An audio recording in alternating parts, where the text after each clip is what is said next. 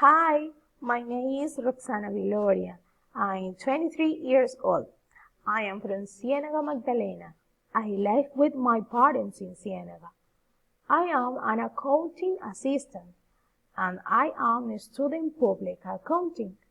My hobby is to read. My favorite TV show is A Otro Nivel and my favorite sport is baking. There are 4 people in my family. My mother is Rocio Lopez. She is 50 years old.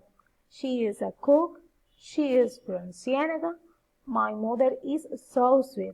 She is small. Her eyes are dark and her hair is black. My sister is Laura Viloria. She is 27 years old. She is a public accountant. She is from Ciénaga. Laura is very strong and friendly.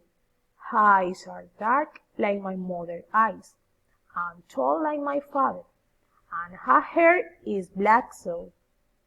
My dad is Eduardo Viloria.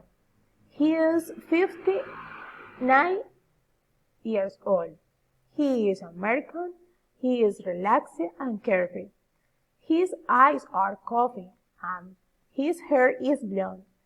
He is so tall, strong, and friendly.